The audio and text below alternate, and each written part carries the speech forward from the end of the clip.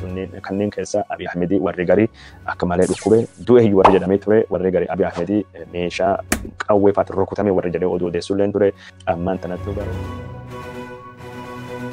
Suyyumee Tashomee kunini ammaan tanallee nama sodaa qabuu hin fakkaatu bilisiginnoota kaadiree warraa arrabsaa arrabii isaa itti fufee jira.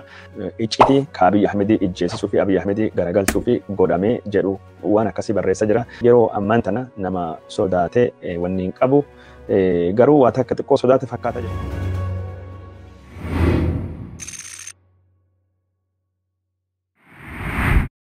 Itoophiyaan naannoo Tigraay keessatti waraanii gaggeeffamaa jiru gargaarsa namoomaa dhaqqabsuu rakkisaadha jechuudhaan dhaabbanni mootummoota gamtoomanii ammallee irra deebisee dubbatee jira. Dhaabbanni mootummoota gamtoomanii kun akka jiretti waraanii bakka hin jirrelletti birookiraasiin mootummaa Itoophiyaa gargaarsa namoomaa dhaqqabsuu akka rakkisaa godhee akka dubbatu mootummaan Itoophiyaa gargaarsa namoomaa akka inni dhaqqabu tattaaffii hunda akka godhuu fi meeshaalee qunnamtiitii fi akkasumas tajaajila geejjibaa naannoo kan keessatti deebi'ee akka hojjetu akka godhu dhaabbanni mootummoota gamtoomanii ammallee deebisee yaada dhiyeessa jira.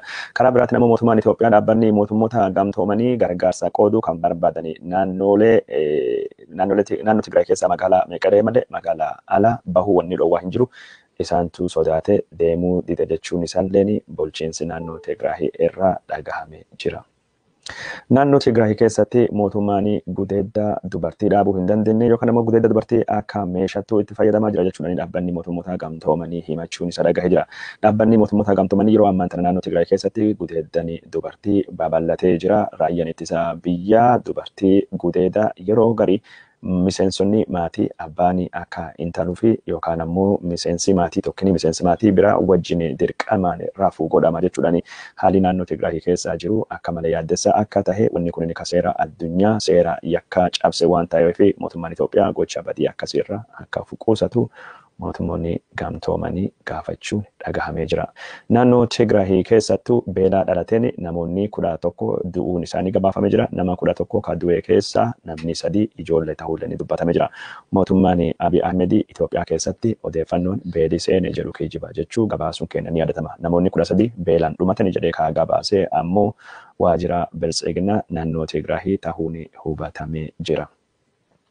Odeeffannoon keenya kan isin biraan gahaa jirru akkuma itti fufettuu jira. Abiy Ahmed ji'a tokko olii kan miidiyaa irraa dhokate yookaan ammoo kan miidiyaa irratti mul'achuu dide shakkii adda addaa dhokachuun isaa ammoo shakkii adda addaa dhokachuun isaa yookaan miidiyaa irratti mul'achuu dhabuun isaa kaasuttuu dhagahamee jira. Amma odeeffannoo karaa Tiwiiteriitiin arganne Abiy Ahmed fayyaa qaba, nagaa qaba, hojii isaallee hojjechaa akka jiru ka mul'isaa jiru. Ministeerri Haajaa Alaa Ingiliiza Dominic Raab biyya Itoophiyaatii fi Suudaanii haala nageenya gaafa Afrikaa waraana naannoo Tigraay keessattuu gaggeeffamaa jiruu fi akkasumas waan nagaa buusu marii gaafa Afrikaa irratti mari'achuu fi Itoophiyaa fi Suudaanii gabaasuun kennan yaadatamaa. Maddeen naannoo Itoophiyaa garii ministeerri Haajaa Alaa Ingiliiza Dominic Raab yeroo Itoophiyaa deemetti Abiy Ahmediin wal arguu hin dandeenye yookaan ammoo namni ittiin wal arge ministeera Haajaa Alaa Itoophiyaa obbo Dammaqee Mokonniiniitii fi pirezidaantii Itoophiyaa Aadde Saahilewarq Zawudee jedhanii gabaasu warra ni yaadatamaa.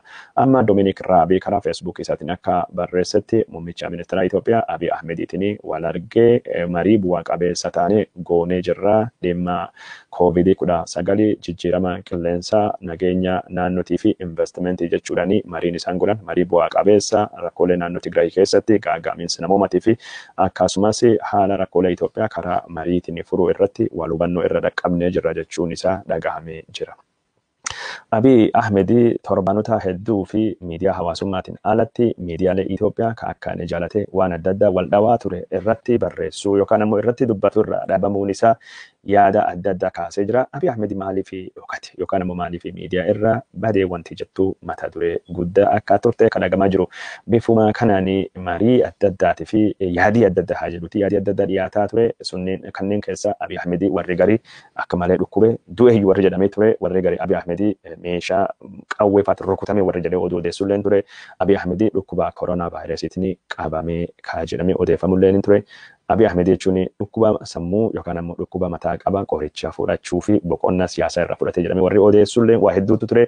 Odeeffannoo kan takkallee mirkaneeffachuu hin dandeenye jennee yeroo adda addaatti dubbachaa turre. Ammaan tanatti garuu akka ministeerri Haajaa Alaa biyya Ingiliiza Dominic Raab dubbatetti Abiy Ahmed hojii mootummaa irra jira fakkaata. Maaliif garuu miidiyaa irra dhookate.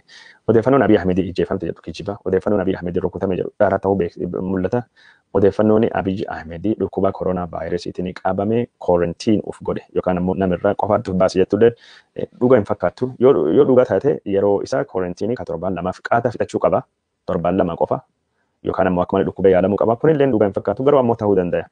Wanni guddaan tokko ka jiru ka beekamu Abiy Ahmed dhukkuba sammuu yookaan ammoo dhukkuba jechuun qalbii yeroo garii tasgabbii dhoowwaa sana akka inni qabu ni beekama yeroo garii dhukkuba suni walitti hidhate hidhachuullee baatu waa'ee mootummaa keessa uf baasa. Yeroo garii jechuun Abiy Ahmed yeroo garii akka malee mirqaanee gammada yeroo garii ammoo gaddee waan hojjetu keessa uf baasuun isaa amalii kun baratamee jira. Yoo yaadattan taate gaafa dhukkubni koronaa vaayirasii dhalate. Gaafa dhukkubni koronaa vaayirasii dhalate Abiy Ahmed guyyaa 37 ol dhukkuba koronaa vaayirasii gaafa ni dhufsanittu bulchiinsa mootummaa siyaasaa irra dhokatee baduu isaa gabaasuun ni yadatama. Yeroo sanittuu akka muummicha ministeeraallee ture ka dhukkuba koronaa vaayirasii uummata Itoophiyaatiif xiyyeeffannaa akka uummatii kennu ka karaa miidiyaatiin OMN afaan 17 oliin barsiisu ka dhimma koronaa vaayirasii haasawu dubbatu ka hubannoo akka uume godhe Jawaar Mohammadii ture.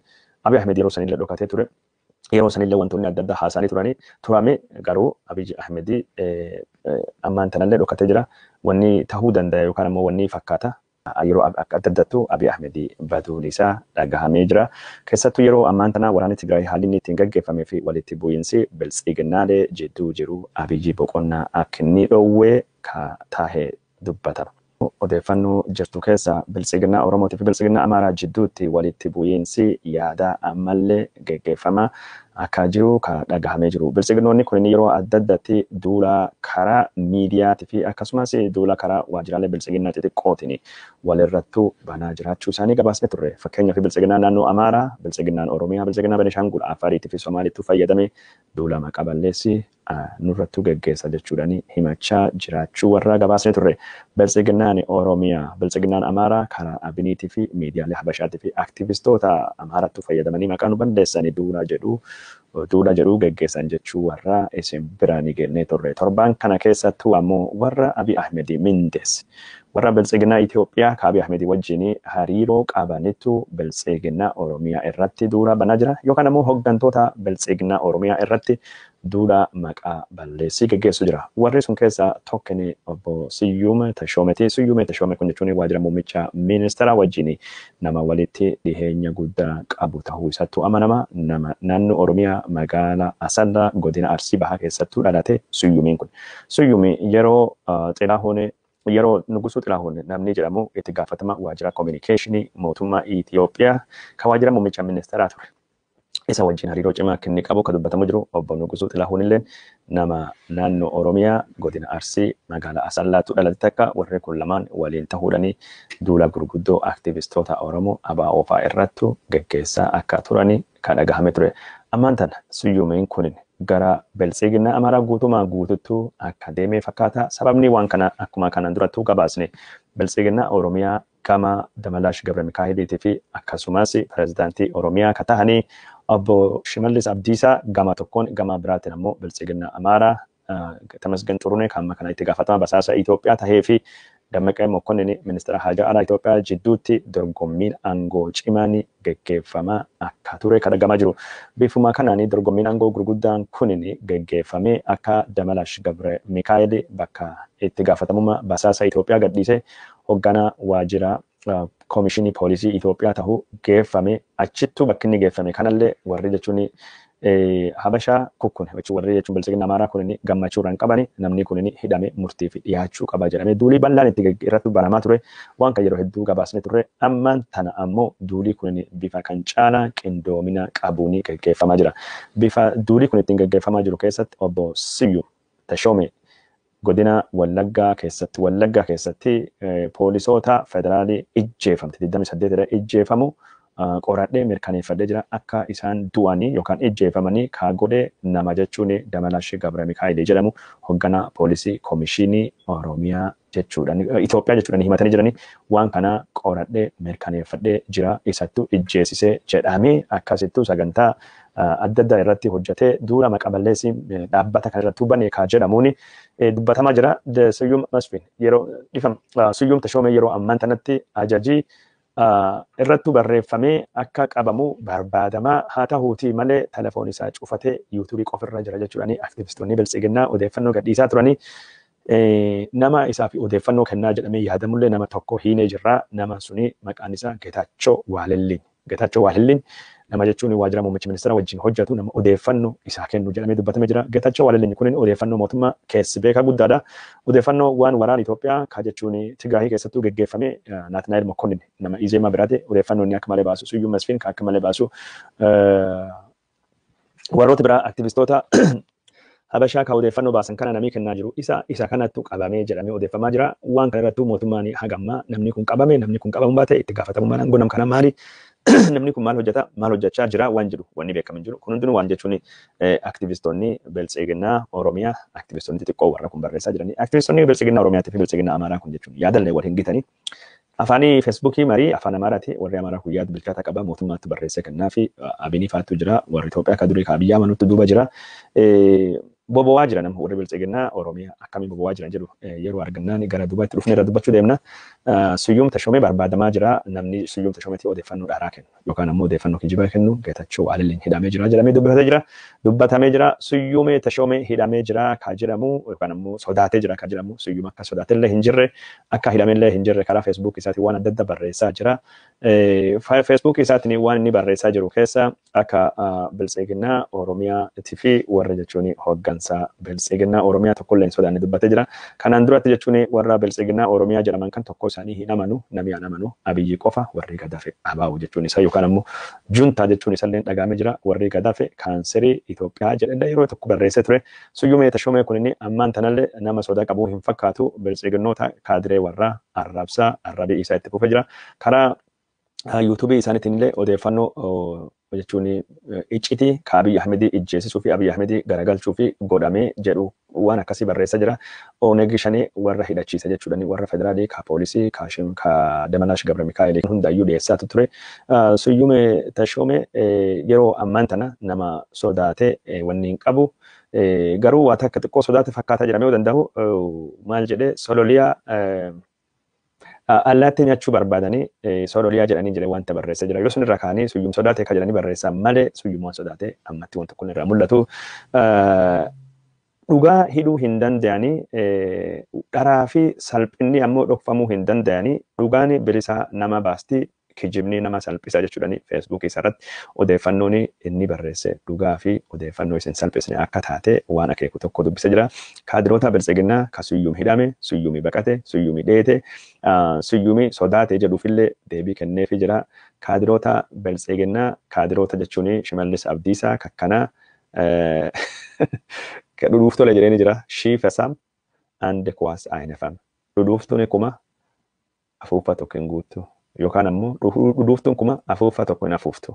Kubba tokko hin afuuftu jechuudhaani warra Opiidiyoo ka biltsiginnaa Oromiyaa Suyyuum nu hidha Suyyuum nu qaba jedhaniin dhudhuuftuu yookaan ammoo dhudhuuftalee kuma ka kubba tokko guutuu hin dandeenye jedhee yaada isaa karaa Feesbuukiitiin barreessaa jira. Suyyuum Tashomee yaadi kun namni 2,300 ol miira isaa yoo ibsatu ta'e kan irratti yaadi 580 kennamee jira. Namni 44 qoqoodee jira. Suyyuum Tashomee odeeffannoo kenne ka Wallaggaa keessatti miseensonni poolisii 28 akka baa'oo shaniitiin ijjeefaman Damalaash Gabra Mikaa'elitti godheessanii dhiifamallee gaafate hin jiru yookaan odeeffannoo sanii sirreessa dawanii dhiyeessin jiru odeeffannoon sunini akkuma suniin turte wanni lama tahuu qabdi jechuudhaani aktivistoonni yaada isaanii kennachaa jiranii fakkeenyaaf aktivistoota yaada isaanii kennatan keessa namni tokkoni sanyii guddinaati sanyii guddinaa waa lama tahuu qabaa jedhee barreessa jira yoo odeeffannoon Suyyuum Tashomee barreesse kun dhugaa taate Damalaash Gabra Mikaa'el seera faa dhiyaatu yoo ammoo wanni Suyyuum Tashomee dhiyeesse kun dhara taate maqaa balleessi dhiyeesse odeeffannoo kijiba facaasaa jiruu fi Suyyuum Tashomee inni mataan isaa seeraa fi haa dhiyaatu jechaa jiranii mootummaan Abiyyi Ahmedii haga ammaa Suyyuum Tashomee irratti wanni tokko kan inni fudhate hin jiru.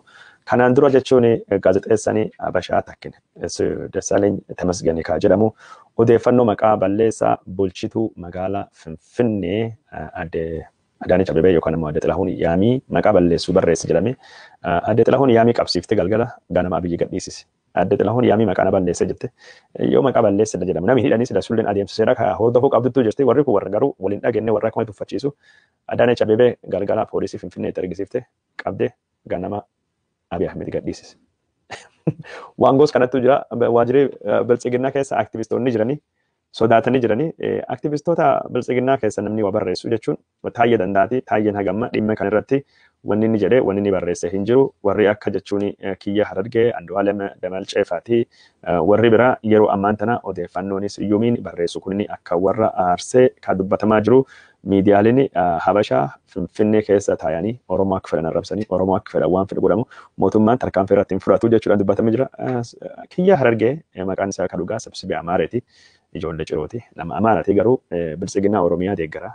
Miseensa biltsiginnaa basaasa ture yeroo Abiy Ahmed muummicha ministeera ta'uun duratti iyyuu sabsibii Amaaree obboleettiin isaa Addisuu Araggaattuu heerumti. Obboleettiin isa xiqqoon warra Opiidoo wajjin hidhata guddaa qabu jechuudha. Odoo silaa waan suyyumiin barreesse kan nu barreessine har'a na hidhaa jirraa jechuudhani. Odoo silaa waan suyyumii barreesse kana nu barreessine bakkii nu jirru mana hidhaati jedhee dubbatee jira. Feesbuukii gubbaatti mootummaan hagame tokko warra kana warra Habashaa kan akka inni gunatu mootummaan akka inni sodaatu mootummaan kun inni waan kanaayyuu duuba akka jiraachuu dandayu akeekee jira. Aktivistoonni Oromoo silaa waan hagasii kana barreessan taate tokkolleen deemaa hin jirani sila mana hidhaa jiran jechuudhani dubbatee jira.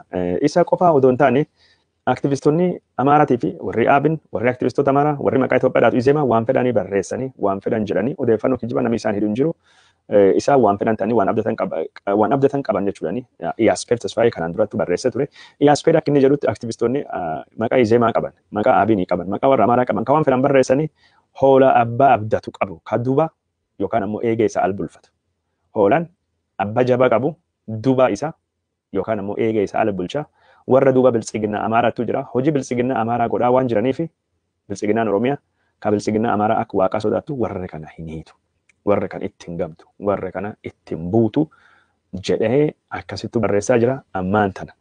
Warri jechuun himata Jawaar Mohaammed Faaqii galmee isaa keessatti himata isaa galmee isaa keessatti Hamzaa Booranaa fi warri achi keessa jiran gariin isaanii sabaa fi sablammii walitti buustanii miidiyaa irratti waan dubbatanii jiranii. Warri kun ammoo ka Habashaa kun warri Amaaraa kun warri Abinii kun warri Izeemaa kun odeeffannoo warra guyyaa guutuu sabaa fi sablammii arrabsu Oromoo xiqqeessu saba walitti buusu amantii gaarii xiqqeessu busheessu garuu namni warri gaafata yookaan ammoo wanni isaan himachiisa tokkolleen akka hin jirre kan dubbatamaa jiru tokkolleen akka hin jirre kan mul'ataa jiru. Kana jechuun aktivistoonni Opiidiyoo amantee jirti. Kiyya Harargee kalee akka barreessetti akka Suyyuum Tashoomee akka Taammiraat Nagaraa akka Maskarama Barraa akka Habtaamuu Ayyaaloo akka Dassaaleny Cannii akka Kiristiyaan Taddalee fi kan fakkaatan otoo Kiyya Harargee Toleeraa Caalaa Makoo Bilii fi kan fakkaatan otoo waan tahee fi tahaa jiru dubbatanii maaltu tahaa jennee yaaduuf iyyuu ni ulfaata. Opiidiyoon akkasa jedhe odoo silaa akka warri Habashaa kan wajjade waan tayaa jiran yaaduuf iyyuu ni ulfaata. Mootummaan kun mootummaa uummataati yoo tahe jaraa jibbaa hooggansa Oromoo fi saba bal'aa Oromoo sodaa tokko malee lallabaa oolan kana haala duree tokko malee seeratti dhiyeessuu qaba. Soogidda ashaboo ofii fi jettu mi'aawu didduu jedhee hin fixne. Opiidiyoo irratti abdii hagaas kutanii jiranii. Opiidiyoon ergamtuu warra Habashaati. Opiidiyoon sodaattudha. Opiidiyoon onnee hin qabdu. Opiidiyoon meeshaadha. Bitamtuudha. Galtuudha. Gantuudha yoo jennu warri kun arrabsaa turanii ammaan tana ashaboo yookaan ammoo sodaa ofii jettu mi'aayi didduu ammoo itti guutaa jedhee dhiisee jira. Kana ka barreesse Soddaa Addisuu Araggaa Kiyya Harargee aktivistii Opiidiyoo keessa nama tokko dhalootan nama Amaaraati. Waan nu jechaa baanii waan Opiidiyoon itti jirtu isaallee hubatanii jechuu jalqabanii dubbachuu jalqabanii jiranii daawwattoota keenya jaallatamoo fi kabajamoo.